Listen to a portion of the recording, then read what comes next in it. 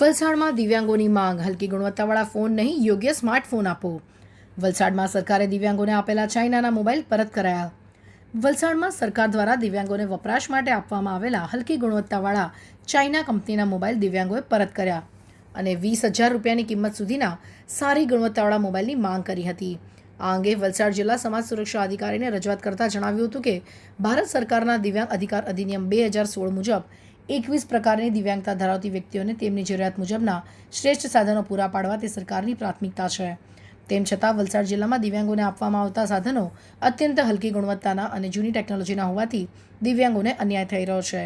અન્ય જિલ્લાઓમાં જે રીતે નબળા સાધનો પરત લઈ નવી ટેકનોલોજીના ઉચ્ચ ગુણવત્તાવાળા સાધનો આપવામાં આવ્યા છે, તેવી જ ન્યાયિક પદ્ધતિથી વલસાડમાં પણ દિવ્યાંગોને નવી ટેકનોલોજીના ઉચ્ચ ગુણવત્તાવાળા સાધનો આપવામાં આવે. તેમજ હાલમાં વલસાડ જિલ્લામાં જે લાવા 293 અને લાવા 409ના મોડેલ આપવામાં આવ્યા છે, તે અત્યંત હલકી ગુણવત્તાના હોવાથી કોઈ કામના નથી અને આ ફોનમાં પ્રોસેસર નબળું હોવાથી અને ટેકનોલોજી જૂની હોવાથી ટોકબેક જેવી અનિવાર્ય સુવિધા વાપરતી વખતે ફોન વારંવાર હેંગ થઈ જાય છે.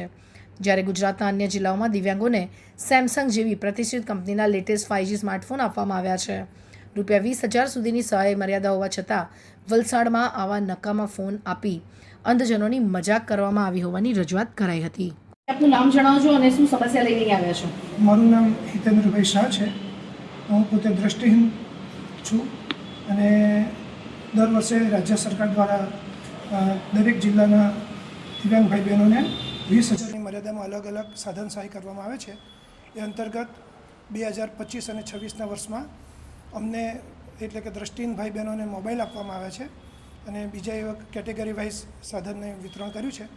તો મોબાઈલ લાવા કંપનીને આપ્યા છે અને એન્ડ્રોઈડ વર્ઝન 12 જે અત્યારે કોઈ જ કામના નથી. જ્યારે 16 ને 17 ચાલતું હોય તો અને 5G ફોન એની જગ્યાએ અમને 3Gના અને 4Gના એવા ફોન આપ્યા છે. બ્લાઇન્ડને કોઈ સપોર્ટ કરતું નથી ટોકબેક, એટલે અમને બિનઉપયોગી આ ફોન છે. અને લાવા મોબાઈલની ગુણવત્તા તો દરેક સમજે છે કે એની બેટરી ગમે ત્યારે ફાટે એટલે અમારા જીવનું પણ જોખમ રહેલું છે. તો અમે વિનંતી કરીએ છીએ સરકારને કે આ વલસાડ જિલ્લાના તમામ દિવ્યાંગ ભાઈ બહેનોના હલકી ગુણવત્તાવાળા જે સાધનો આપ્યા છે એને પરત ખેંચવામાં આવે અને એની જગ્યાએ સારી ગુણવત્તાવાળા સાધનો અમને આપવામાં આવે તો સરકારનો જે હેતુ છે એ સાચા અર્થમાં સિદ્ધ થાય અને 20,000 રૂપિયાની મર્યાદામાં ફોન સાધન સહાય આપવામાં આવે છે. તો એ 20,000 રૂપિયામાં કરતાં અત્યારે 5 થી 7 કે 8,000ના મોબાઈલ છે જેની માર્કેટમાં અત્યારે અમને કોઈ બિલ પણ આપવામાં આવ્યું નથી, વોરંટી કાર્ડ નહીં, સર્વિસ સેન્ટર નહીં, એટલે કોઈ પણ પ્રકારની અમને સુવિધા આપવામાં આવી નથી. એટલે આ ફોનને અમે પરત કરવા માટે આવ્યા છીએ.